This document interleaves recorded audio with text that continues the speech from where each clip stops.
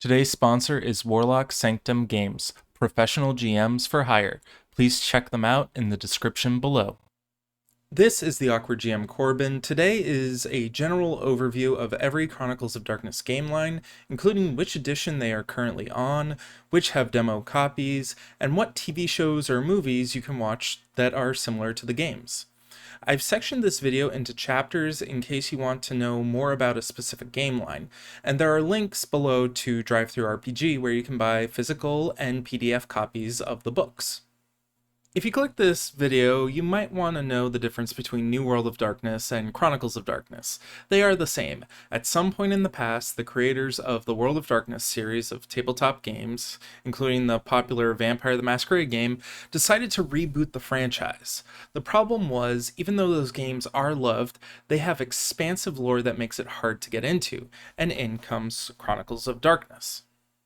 Originally called World of Darkness, this caused massive confusion. World of Darkness was split into two versions that shared the same name, one that was new and one that was old. It's no wonder then that the newer version was renamed to Chronicles of Darkness. Often new players will ask where New World of Darkness 2nd edition is. Well, it's Chronicles of Darkness. The Chronicles of Darkness book contains rules for playing a normal person in a realistic setting. In Chronicles of Darkness, your standard non-magical human is called a mortal. My favorite games to run with mortals are mysteries where the players have to overcome supernatural circumstances with ingenuity and luck. Most of this book's rules are reprinted in the other books. It's not necessary for you if you just want to play one of the other games. The main use I get out of it is creating generic monsters called horrors as NPCs. Mechanics-wise, mortals start with 7 dots of merits instead of 10, but mostly everything else is the same. Unlike the other game lines, mortals risk their integrity stat when they suffer trauma. Integrity is the health of your soul, and the lower your character's integrity, the more immoral you become, with integrity 0 individuals becoming serial killers. A little bit of a disclaimer, integrity 0 characters usually aren't playable and are given to the storyteller to run as antagonists.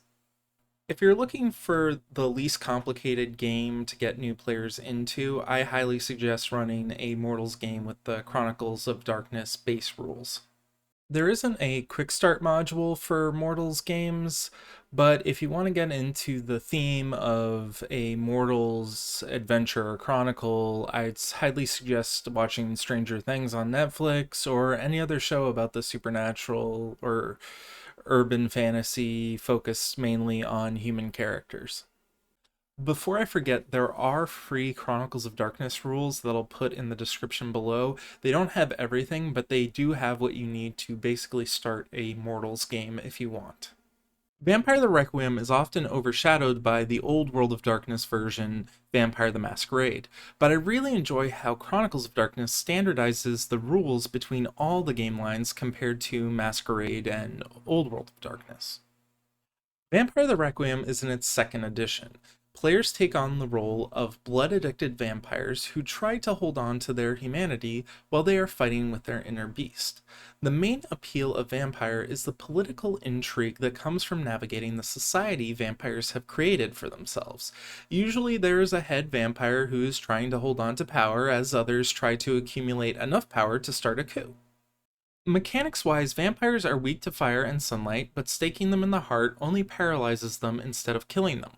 Most of their powers start off weak, but can grow stronger as you progress. Instead of integrity, vampires have a humanity stat that reflects how close they are to losing their humanity and becoming monsters. Vampire is not a complex game. I recommend it for new players 100%.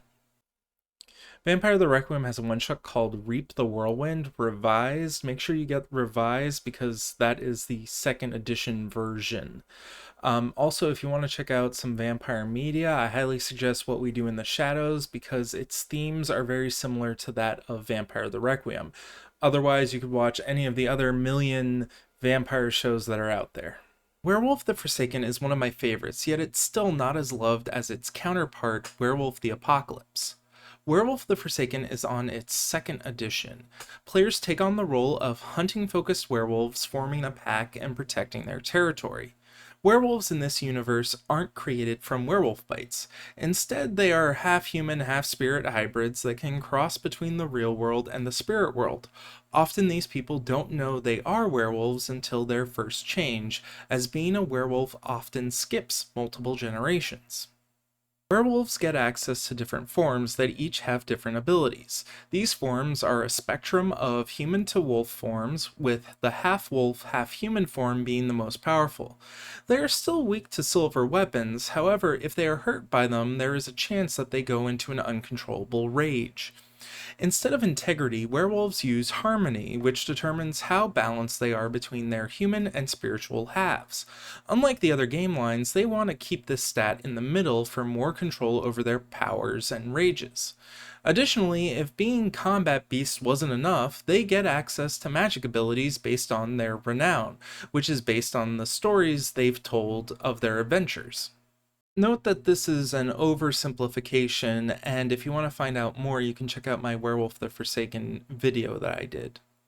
For new players, Werewolf can be complicated with keeping track of the various forms you can transform into, but they are so good at combat, I think they're good for people looking for more combat-focused games, or are coming from a combat-heavy game like Dungeons & Dragons. Werewolf the Forsaken doesn't have an official one-shot, and as far as werewolf media goes, there hasn't been a lot of good ones in recent years. I'll suggest Bitten and the Werewolves Within movie, but other than that, like Teen Wolf was something that was popular recently, and you could always check out American Werewolf in London, but none of them really touch on the same themes as werewolves, such as spirits. A friend of mine suggested if you really want to know more about spirits, you can check out the Studio Ghibli movies, such as Spirited Away or Princess Mononoke. So give those a shot if you can. Mage the Awakening is one of the rare cases where I think it's on par in popularity with its counterpart, Mage the Ascension. Mage the Awakening is in 2nd edition. Players take on the role of people who can see the underlying rules of the universe and manipulate them. Mortals cannot remember it when they encounter a mage's magic, and as such, while mages are the most human-looking splat, they often find themselves isolated from humanity. Mages are usually focused around investigating supernatural mysteries. The main hindrance to mages is paradox, wherein reality fights against the supernatural effects of a spell. This can either cause the mage harm or allow the anti-magical realm called the Abyss to seep into the world. Instead of integrity, mages have wisdom, which indicates a mage's ability to know when to use their magic. The lower your wisdom, the more likely you are to use your magic without worrying about the consequences. Mage is one of the most complex books I've seen. It inherited a lot of expectations and bloat from Ascension, in my opinion.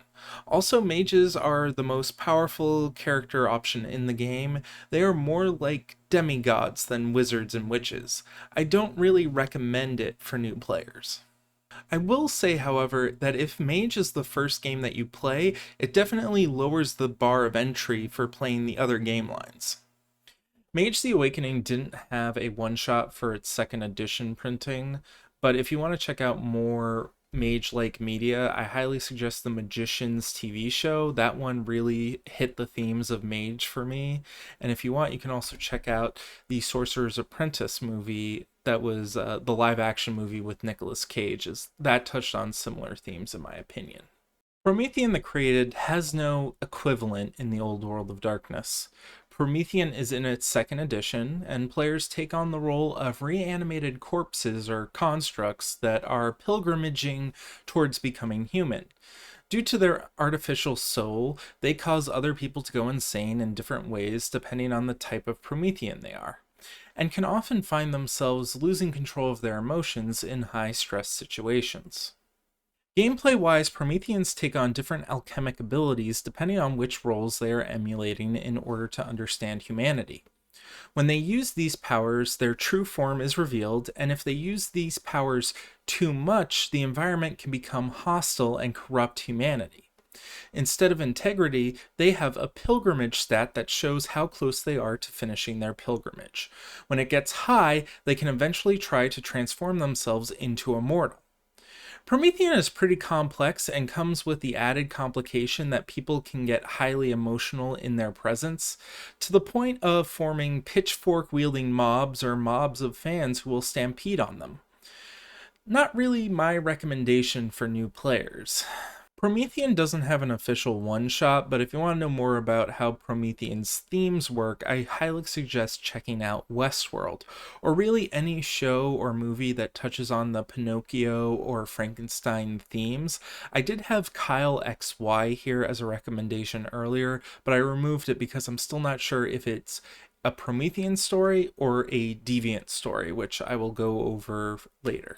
Changeling the Lost, in my opinion, is a lot more popular than its old world counterpart, Changeling the Dreaming. Changeling is in its second edition. Players take on the role of people who were kidnapped by fairies, also known as Fae or the True Fae, and replaced by a doppelganger. When you escape, you no longer look like yourself and have to hide from those who captured you. Often changelings will form groups called freeholds that act as a community and support system.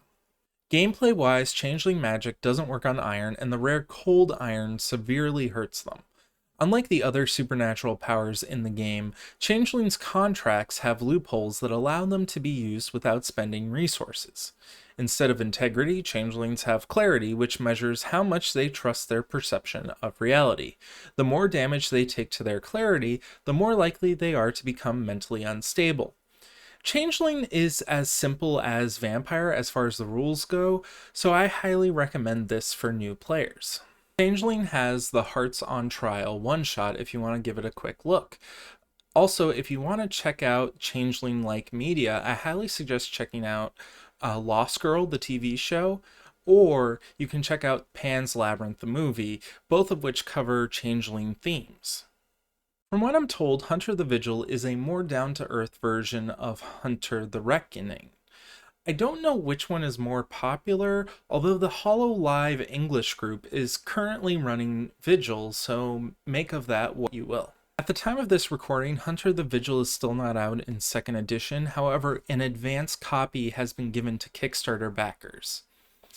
Now, Hunter the Vigil is about players who take on the role of mortals who hunt down supernatural creatures. It comes in 3 tiers of play: local hunter cells, regional groups, and global conspiracies, depending on how well equipped the GM wants their players to be.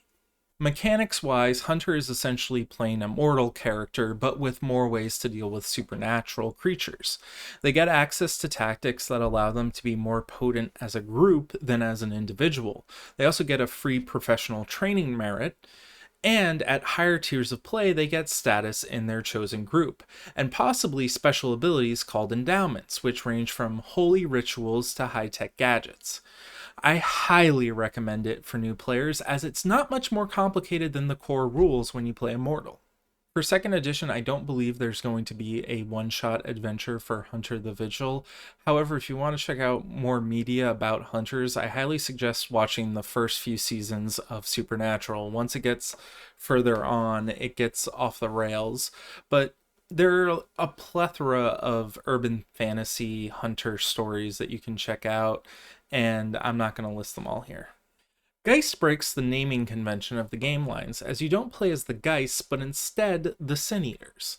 Geist is closely compared to the old world game Wraith the Oblivion, but they are extremely different from one another, except they both deal with ghosts.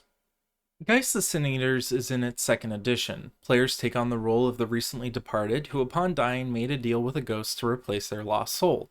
They actively protect the dead from the horrors of the underworld and other beings that would harm them. The Sin Eater is the character, and the Geist is the ghost that brought them back. They often form death cults called crews with a K to help assist in ghosts passing on. Mechanics-wise, Sin Eaters come back from the dead if they built a strong relationship with their Geist and can easily soak up damage. If they are killed in a similar way to how they died prior to becoming a Sin Eater, then they die for good. Sin Eaters can see and interact with ghosts and act as conduits to manifest them. Their main powers come in the form of conditions they place upon themselves. They can also use keys to unlock gates to the underworld or to unlock themselves in order to gain plasm that powers their abilities. This stuff does, however, come at a cost of a doom condition that imposes a negative effect on them.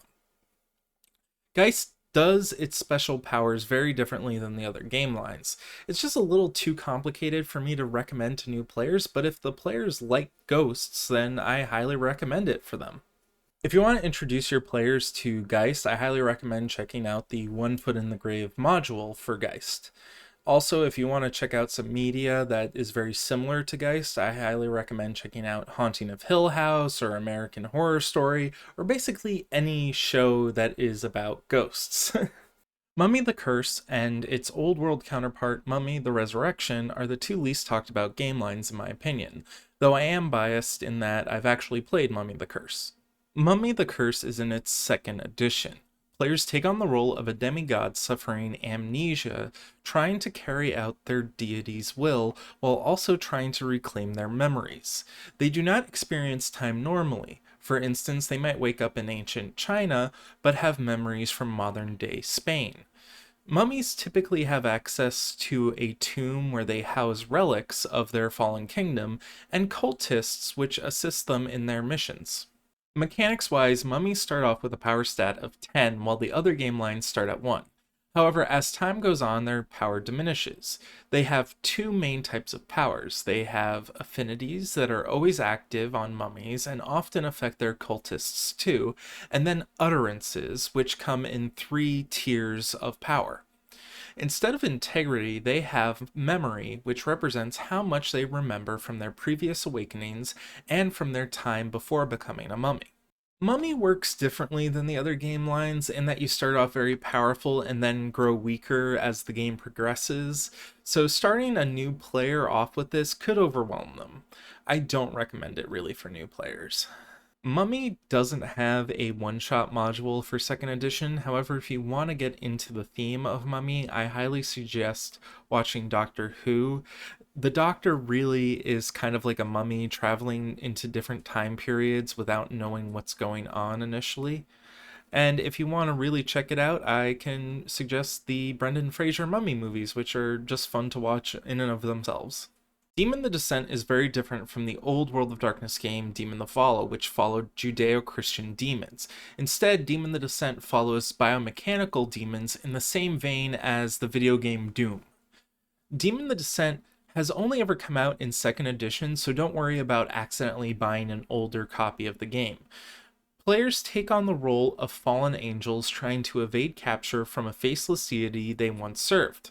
Some decide to fight the other angels head-on, others decide to try and just survive.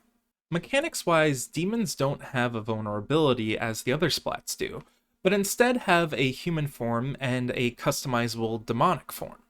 Demon powers come in 2 flavors, one that is free to use that bends the rules of reality, and one that costs some resources but breaks the rules of reality. Instead of integrity, demons have cover, which represents how real their human form is. As a demon gets more powerful, they can take on more and more covers that are different people.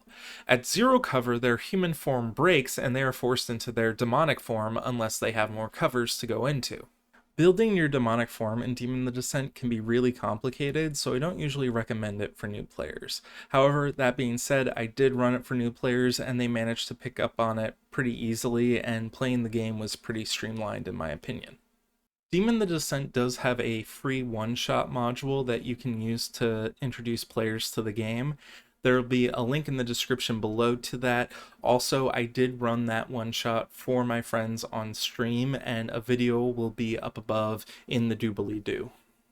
If you really want to get into the themes of Demon the Descent, I highly recommend watching The Good Place or Good Omens, and a lot of people will recommend watching the second Matrix movie, Matrix Reloaded, because that was a huge inspiration for creating Demon in the first place. Beast the Primordial has no equivalent in Old World of Darkness. It was originally conceived as a crossover game for the rest of the Chronicles of Darkness game lines. Beast the Primordial only came out for 2nd edition, so don't worry about buying an older copy of it at the moment. It's highly recommended to grab the player's guide for Beast, as a lot of people say it helps make Beast more playable on its own without crossing over with the other game lines. Beasts are people whose souls have been replaced with a monster of nightmares called a horror. These horrors often represent monsters of legends. They mainly torment humans and feed off of that torment, and they can sense locations steeped in trauma and use them to build their lairs in the shared dream dimension called the Primordial Dream. Mechanics wise, instead of integrity, beasts have satiety, which is based on how hungry the horror is after feeding from mortals or by watching other supernaturals hunt. Beasts have two sets of powers that gain additional benefits depending on how much satiety they have left, or if they spent any satiety on the ability. They have abilities that mimic their horror's powers and nightmares that allow them to weaken their target. They were created to be crossover friendly, so they can be compatible with any of the other game lines I've talked about. My personal opinion is I wish the game line got a revision, because the game frames the beast as sympathetic and misunderstood, especially when it's compared to Beauty and the Beast. But it doesn't give any foundation for beasts to be sympathetic.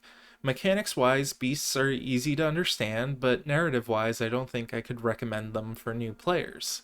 Feel free to check out my Beyond D&D video on beasts to know more about it in more detail. Check the link above. There is no one-shot for Beast, however I will suggest checking out the movies It or Monsters, Inc. to get a better understanding of how beasts feed.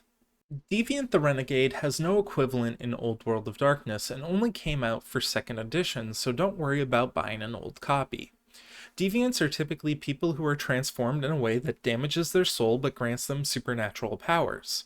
A conspiracy group may have caused this transformation, but even if not, for every deviant there is a conspiracy that wants to utilize their powers to further the group's goals. Mechanics-wise, deviants come in many different power levels and themes. They have access to powers called variations that have downsides called scars, as well as passive abilities called adaptations. Instead of integrity, deviants have instability, which represents how much control they have over their powers. At full instability, a deviant's power is overcharged and it will eventually die unless they destroy or kill one of their conviction touchstones. Unlike the other game lines, the Game Master can set the power level for the game. Deviant has a lot of customization at character creation, which I find a little bit overwhelming, so I don't usually recommend it to introduce new players to the game. There is no one-shot for Deviant, however, if you want to check out some TV shows that are like Deviant, I highly recommend watching Stranger Things or Orphan Black to get a real good feel of what it's like to be hunted by a conspiracy. Lastly, I didn't want to leave out the Contagion Chronicle, which is a setting that is meant for crossplay amongst the various different game lines. It does come with a one-shot adventure called Time Is Come Around, which is an adventure for mortal characters. I wouldn't normally recommend Contagion Chronicle because it's a specific storyline and setting, however, it does come with an introductory session. If you'd like to support the channel, there are two ways to do so. Either tip me directly on Ko-fi, or at no extra charge to you, click one of the DriveThruRPG affiliate links in the description below and purchase something within the next 14 days. Other things you can do is click the like button, subscribe to the channel, and push the notification button. This all helps bring more people to the channel and helps expose more people to new tabletop role-playing games. Thank you so much for watching, and have a good one. I think the hardest part about making this video was definitely coming up with the suggestions for what shows or movies to watch. Mainly because a lot of horror movies do a good job of describing like how a monster works or how a monster hunts, but it doesn't really go into what it's like being the monster. There are plenty of movies that will like have the monster kill off a bunch of humans, but really what Chronicles of Darkness is about what it's like to be that monster, to try and pretend to be human or try to stay human. And that's something that you don't really get in a lot of media, especially the werewolf stuff. The werewolf movies and TV shows I was watching were mostly the werewolf is a ravenous monster, and in Chronicles of Darkness they are like noble hunters or noble guardians for the most part, and there is a bit of politics to them that none of the other shows or movies I could find really touched on. Definitely not as much as vampire does. I mean, if we're looking for vampire media, I mean, good god, there's a billion vampire TV shows and movies out there. So I really hope that my recommendations like hit it home for you of what it's like to play these different game lines. And thank you so much for watching, and I hope you have a good one.